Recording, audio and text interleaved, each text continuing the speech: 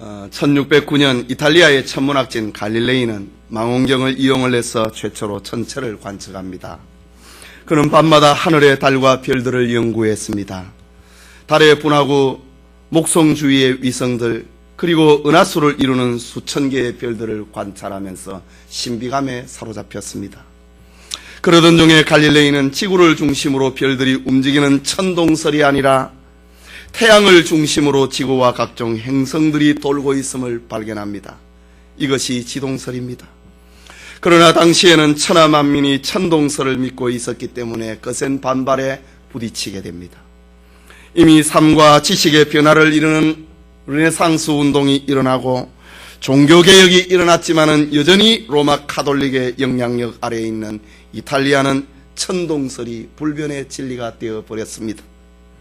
하지만 갈릴레이는 자신의 주장을 굽힐 수가 없었습니다. 이유는 태양을 중심으로 지구가 돌고 있다고 하는 것을 자기가 직접 보았고 관찰했기 때문입니다. 이 일로 인하여서 갈릴레이는 3번이나 로마 카톨릭의 재판장에 서게 됩니다. 고문과 신문을 당하고 사형 선고를 받습니다. 이때 갈릴레이는 죽음이 두려워서 진리를 흥정을 하고 맙니다. 그는 가톨릭 교회의 천동설을 진리로 인정을 하겠고 교회에 가르치는 모든 것을 믿으며 그에 반하는 지동설과 이제부터는 결별을 하고 앞으로는 이런 내용의 것들을 말로나 그리고 문서로 발표하지 않겠다고 하는 서약을 하고 나옵니다. 사형 대신에 금고형의 판결을 받고 재판장을 나오게 됩니다.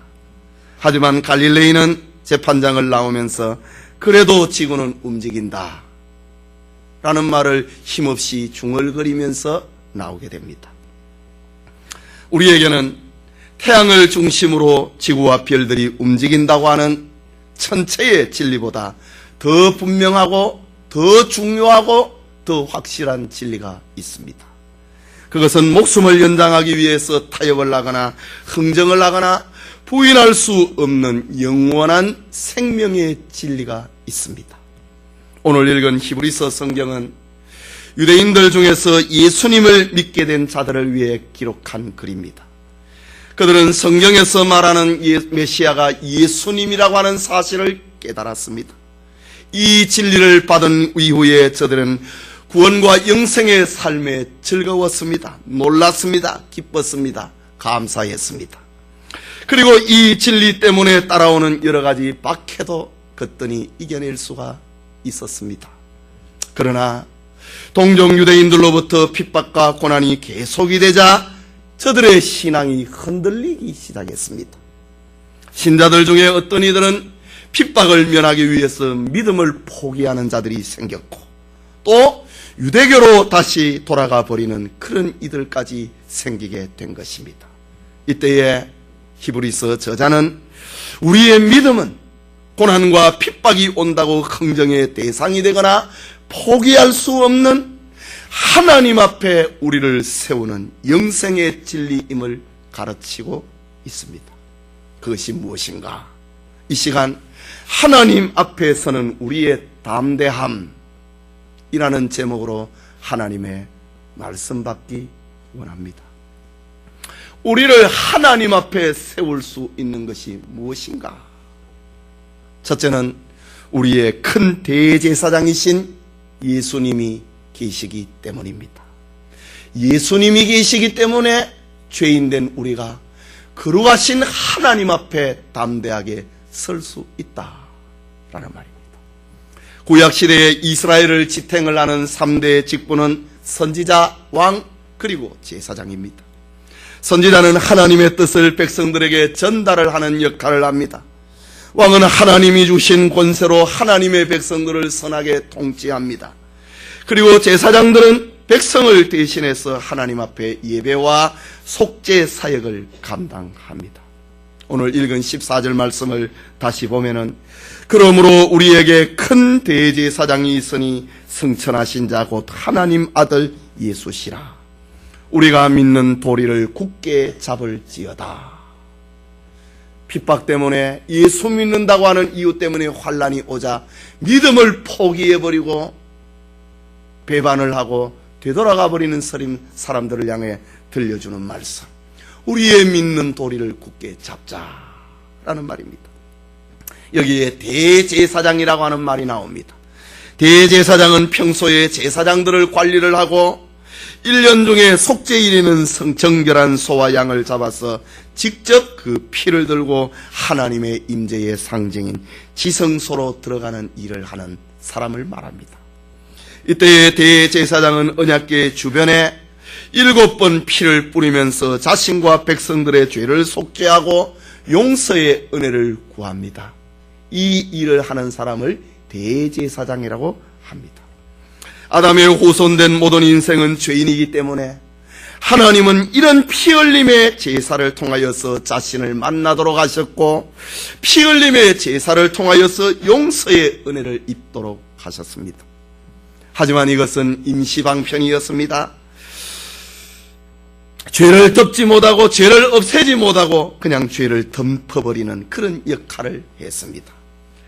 그래서 히브리서 10장 11절 이후에는 보면은 제사장마다 매일 서서 섬기며 자주 같은 제사를 지리되 이 제사는 언제든지 죄를 없게 하지 못하거니와, 죄를 없애지 못하고 죄를 안 보이도록 덮는 역할만 하는 것이 구약의 제사라는 말입니다.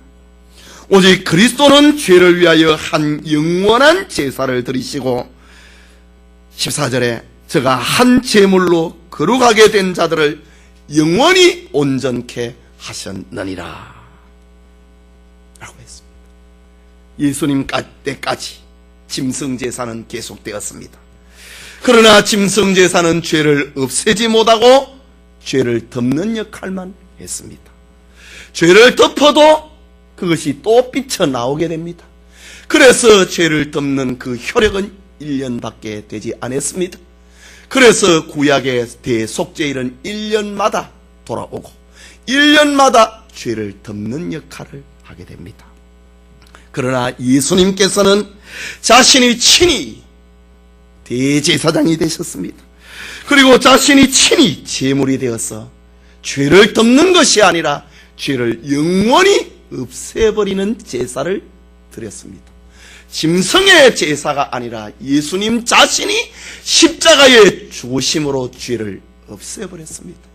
그 효력은 1년이 아니라 영원하다고 했습니다. 한 영원한 제사, 2번 십자가에 못 박힐 필요 없이, 2번 죽을 필요 없이 한 번 십자가에 죽으심으로 그 효력이 영원히 발생을 하는 그 제사를 지냈다. 이런 의미에서 예수님은 오늘 성경에 큰 대제사장이다 라고 말합니다. 큰 대제사장이신 예수님은 영원히 하나님의 공의를 만족시켰습니다. 죄의 삭선 사망이다. 죄의 결과는 하나님의 진노다. 그런데 예수님이 한 영원한 제사를 드리심으로 하나님의 공의를 영원히 만족시켰습니다. 그리고 이 속죄의 피를 믿는 모든 사람에게, 이 예수 그리스도를 믿는 모든 사람에게 죄와 사망에서 영원한 용서를 선언하신 것입니다. 이 엄청난 사건이 2000년 전 예루살렘 외곽 갈보리 산상에서 이루어졌습니다.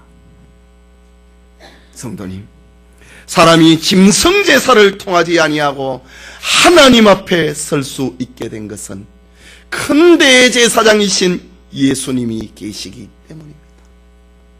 우리가 하나님 앞에 설 수 있다. 그것은 큰 대제사장이신 예수님이 계시기 때문에, 예수님이 우리의 대제사장이시기 때문에 우리가 하나님 앞에 설 수 있다. 우리가 하나님을 만날 수 있다. 예수님이 내가 곧 길이요 진리요 생명이니 나로 말미암지 않고는 아버지께로 올 자가 없느니라. 예수님이 우리의 대제사장이시기 때문에 우리는 하나님을 만나는 길이 열렸다라는 말입니다. 이 진리는 태양을 중심으로 별들이 움직이는 것보다 더 중요하고 더 우리에게 위대한 진리입니다. 하지만 예수님이 만인의 제사장이 된다 할지라도 나의 대제사장이 아니라면 나와 상관이 없는 것이 됩니다. 예수님이 십자가상에서 하나님의 공의를 만족을 시키는 영원한 제사를 드렸다 할지라도 나의 제물, 나의 구세주가 되지 않는다면 나와는 상관이 없는 것입니다. 그것은 오히려 맛있는 음식을 보고도 먹지 못할 때의 처량함처럼 예수님을 나의 구세주, 나의 대제사장으로 받아들이지 못한다면 우리는 더 가련한 사람, 더 처량한 사람, 우리의 마음을 더 애태우는 사건이 되어버리고 마는 것입니다. 요한복음 3장 16절에 하나님이 세상을 이처럼 사랑하사 독생자를 주셨으니 이는 저를 믿는 자마다 멸망치 않고 영생을 얻게 하려 하심이라. 믿어야 된다. 예수님이 나의 큰 대제사장이 되셨음을, 나를 위해 속죄 사역을 이루셨음을 믿어야 된다 라는 말입니다. 예수님이 나를 위해 하나님 앞에 들어가셨고 예수님이 나를 위하여서 하나님 앞에 서셨다고 하는 큰 대제사장이심을 고백을 할 때에 저와 여러분은 하나님 앞에 설 수 있게 된 것입니다. 거룩하신 하나님, 영광의 광채이신 하나님 앞에 죄인된 인생이 누가 감히 설 수 있는가?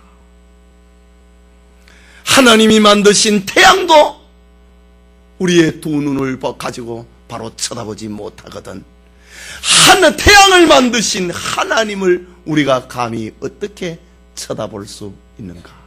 그 하나님 앞에 우리가 어떻게 가까이 갈 수 있는가? 큰 대제사장이신 예수님으로 말미암아 우리가 하나님 앞에 서게 되었다. 하나님 앞에 설 수 있는 자격을 얻었다라는 것입니다.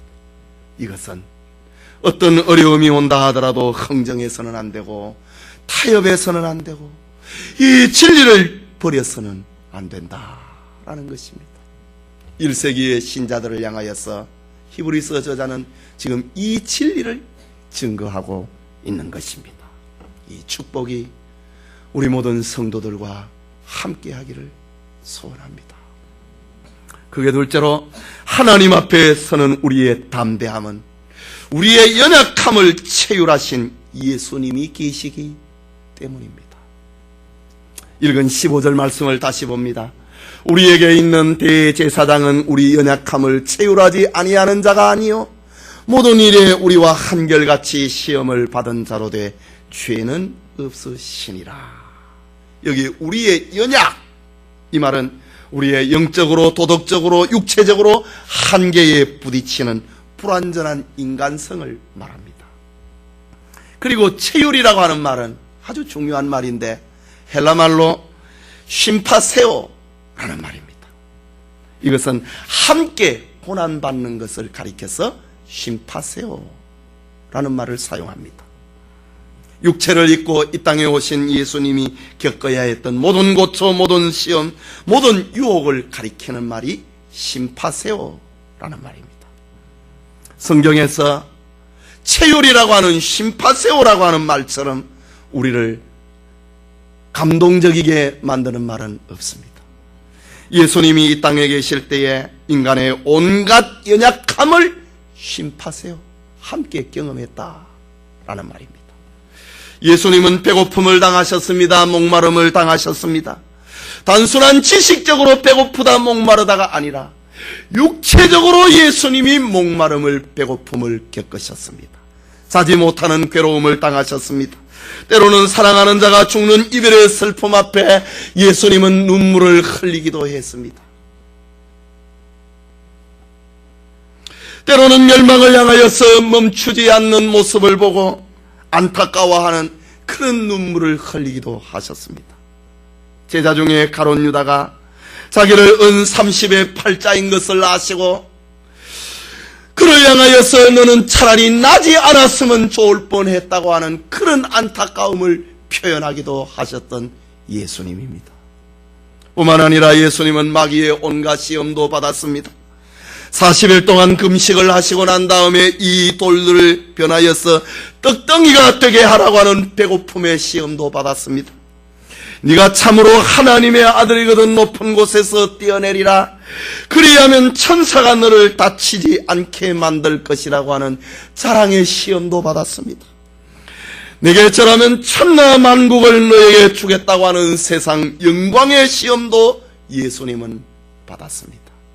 예수님은 나실 때부터 십자가에 죽으실 때까지 고난의 연속의 삶을 사셨습니다. 사단은 여러 가지 방법으로 예수님을 시험했습니다. 하지만 예수님은 세상에서 결코 시험에 넘어가거나 더럽혀지지 않았습니다. 왜냐하면 예수님은 유혹을 받으면 우리와 같이 반응을 하거나 유혹을 받을 때 우리처럼 격동을 하는 잠재적인 죄가 없었기 때문입니다. 예수님은 극복을 해야 될 우리처럼 죄의 습관도 없는 분입니다. 예수님은 죄가 없으신 분입니다. 예수님은 단순하게 지식적으로 우리의 연약함을 아는 정도가 아니라 그의 삶을 통하여서 경험적으로 우리의 연약함을 체휼하신 쉼파세요 함께 고난을 당하셨던 주님이셨다 라는 말. 그 주님이 계시기에 우리가 하나님 앞에 설 수 있다 라는 말입니다. 지금도 예수님은 우리의 연약함을 동정하고 계십니다. 주님은 연약함에 함께 하시는 분입니다. 우리가 감동을 받으면 주님도 함께 기뻐하시고 감동하십니다. 어떤 고통이 우리의 심장을 관통을 하면은 주님의 심장도 함께 고통을 당하시는 분입니다. 어떤 슬픔이 우리의 영혼에 파도를 일으키면은 주님 또한 우리와 함께 파도를 일으키시는 분입니다. 우리 가운데 사랑하는 자를 잃어버린 사람이 있습니까? 주님이 여러분과 함께 있습니다. 중상모략으로 지금도 고통 가운데 있는 이가 있습니까? 주님이 함께 하십니다.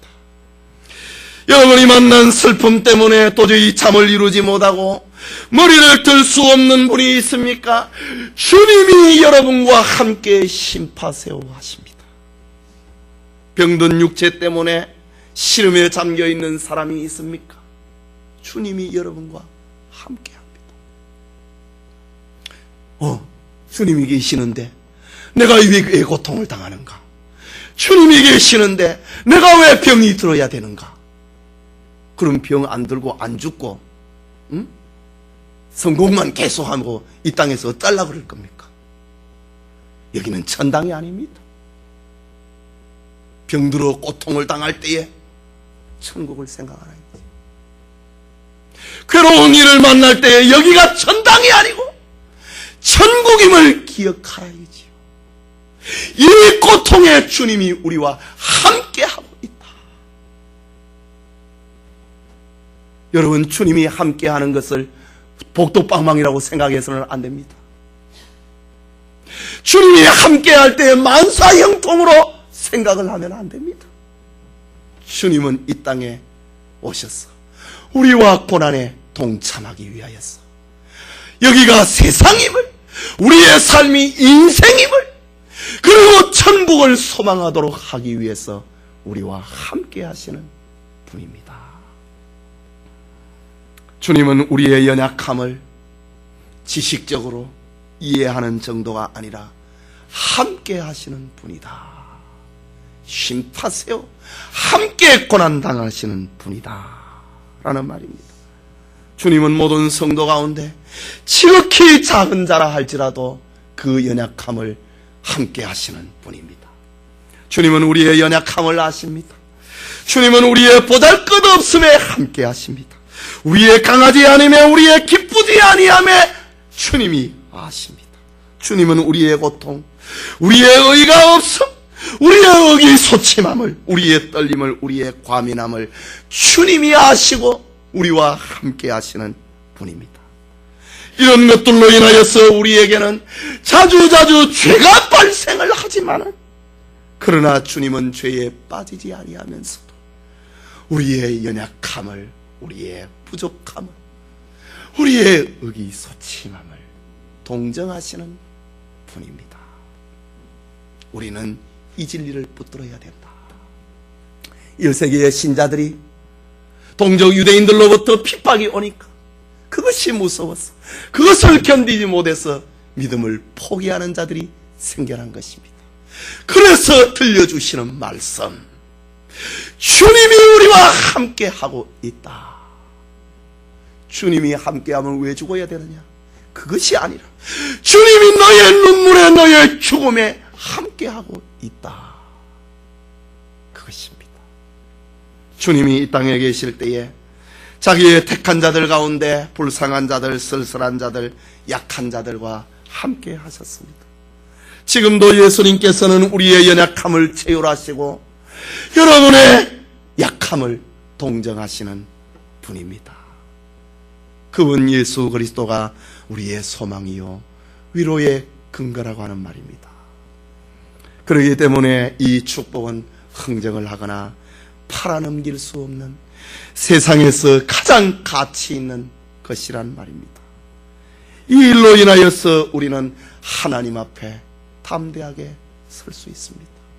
우리의 연약함 때문에 천번만번 우리는 엎드러지지만 주님이 우리와 함께하고 있기 때문에, 주님이 우리에게 용기를 불어넣고 새 힘을 불어넣기 있기 때문에 우리는 일어나서 하나님 앞에 서게 된다.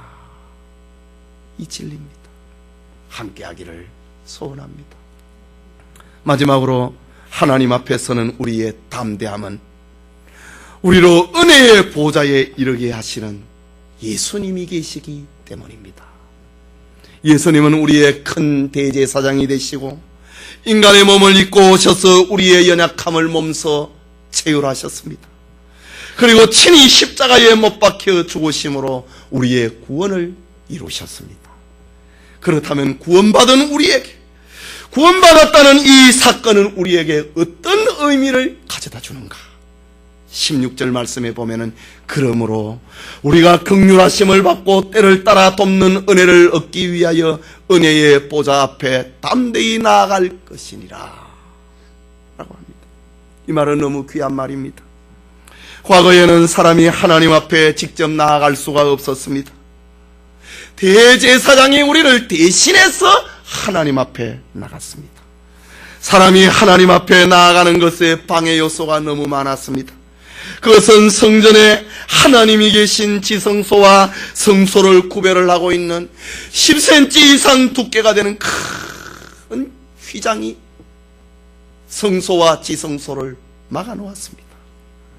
휘장은 마치 하나님과 인간 사이를 가로막는 죄의 담과 같은 것이었습니다.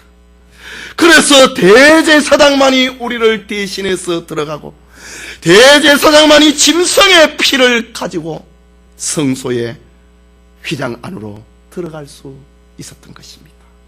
그러나 예수님이 십자가에 죽으심으로 말미암아 그가 운명을 하실 때에 성전의 지성소와 성소를 가로막았던 휘장이 위에서부터 아래로 찢어져 버렸습니다. 예수님 자신의 몸이 십자가에 못 박혀 죽으시는 그 순간에 하나님과 우리 사이를 막아놓았던 죄의 벽을 깨트려 버렸습니다. 찢어버렸습니다. 이제 하나님과 우리 사이를 가로막은 죄의 벽은 없어져 버렸습니다. 그리스도 예수 안에서 말입니다. 이제 모든 인간은 그리스도 안에서 언제나 하나님을 만날 수 있고 하나님의 얼굴을 볼 수 있게 된 것입니다. 그래서 오늘 본문은 우리에게 권합니다. 우리가 긍휼하심을 받고 때를 따라 돕는 은혜를 얻기 위하여 은혜의 보좌 앞에 담대히 나아가자. 하나님과 우리 사이를 막는 담은 이제 없어졌다. 예수님께서 하나님과 우리 사이를 막는 죄의 담을 없애버렸다. 때를 따라 돕는 은혜를 얻기 위해서 언제 어디서든지 하나님을 만날 수 있다 라고 말합니다. 이 길이 우리에게 열려 있다는 말입니다. 이것은 구원받은 하나님의 자녀들이 얻은 축복을 가리킵니다. 이 진리 안에서 우리는 언제 어디서든지 은혜의 보좌 앞에, 하나님 앞에 나가게 된 것입니다. 어디서든지 우리는 하나님 앞에 기도할 수 있고 찬송하고 감사하고 예배드릴 수 있게 되었습니다. 우리는 모두는 다 예외 없이 하나님 앞에 얼마나 많은 흠들을 가지고 살고 있습니까? 거룩하신 하나님 앞에는 흠 가지고는 설 수가 없는데 예수님이 하나님과 우리 사이를 가로막는 그 벽을 없애버렸습니다. 우리는 하나님의 보좌 앞에 서거나 나오기에 얼마나 부적격자입니까? 우리는 안팎으로 죄로 인하여서 더럽혀져 있는 사람들입니다. 지금도 이사야 선자의 말씀처럼 여호와의 말씀에 내 생각은 너희 생각과 다르며 내 길은 너희 길과 달라서 하늘이 땅보다 높음같이 내 길은 너희 길보다 높으며 내 생각은 너희 생각보다 높으니라. 이것이 사실입니다. 어떻게 지금 내 생각하고 하나님 생각하고 같을 수가 있습니까? 어떻게 내가 가는 길과 하나님의 계획해 놓으신 길과 같을 수가 있습니까? 도저히 만날 수가 없고 도저히 같아질 수가 없습니다. 그럼에도 불구하고 예수님이 그 길을 열어놓았다 라고 합니다. 우리는 이제 예수님으로 말미암아 은혜의 보좌 되신 하나님 앞에 설 수 있게 되었습니다. 하나님 앞에 서기가 너무 죄송하고 힘들다고 신부에게 고해성사를 할 필요가 없게 되었습니다. 예수님으로 인하여서 우리가 하나님 앞에 바로 서게 된 것입니다. 누가 내 대신 죄를 고해달라고 할 필요가 없게 되었습니다. 하나님과 우리 사이를 막는 담은 이제 없어졌습니다. 누구든지 어디서든지 하나님께 기도하고 회개하고 찬송하고 감사하고 예배드릴 수 있게 된 것입니다. 이것이 하나님 앞에 예수님으로 말미암아 우리가 서게 된 담대함입니다. 성경에 이런 가르침에도 불구하고 예수님 없이 하나님 앞에 서려고 하는 자 있습니까? 그는 하나님을 모독하는 사람입니다. 이 진리가 분명함에도 불구하고 예수 그리스도의 보혈로 용서를 받지 아니하고 예수 그리스도의 피의 공로를 통하지 아니하고 하나님을 만나려고 하는 자 있습니까? 그는 저주의 대상이 될 수밖에 없습니다. 우리를 하나님의 보좌 앞으로 인도하실 이는 예수 그리스도밖에 없습니다. 천하 인간의 구원 얻을 만한 다른 이름을 우리에게 주신 일이 없습니다. 그래서 우리는 기도할 때에 예수님의 이름으로 기도합니다. 우리가 예배를 드릴 때에도 예수님의 이름으로 공로에 힘입어서 예배드리게 되는 것입니다. 때를 따라 도와주시는 은혜를 얻기 위하여 은혜의 보좌 앞으로 날마다 나아가는 그 담대함을 누리시기를 소원합니다. 성도 여러분, 신앙의 위기가 왜 찾아옵니까? 믿음이 자라지 아니하고 재생산하지 않기 때문에 위기가 찾아옵니다. 진리의 말씀을 가까이 하지 아니하고 공정예배의 무성이 때문에 기도를 소홀히 하기 때문에 신앙의 위기가 찾아옵니다. 1세기의 신자들도 한때 그런 적이 있었습니다. 그래서 히브리서 저자는 성도들에게 이 진리를 소개함으로 신앙을 견고하게 만들고 있습니다. 우리가 믿는 신앙의 진리는 환난과 핍박 속에서도 낙심하지 아니하고 끝까지 인내해야 될 확실한 축복이 있다고 하는 것을 전하고 있는 것입니다. 여러분, 우리에게는 큰 대제사장이신 예수님이 있습니다. 우리의 연약함을 체휼하시는 예수님이 계십니다. 우리로 은혜의 보좌 앞에 이르게 하시는 예수님이 계십니다. 이것은 태양을 중심으로 지구가 별들이 움직인다고 하는 자연계의 진리보다 우리에게 더 중요하고 더 분명한 진리입니다.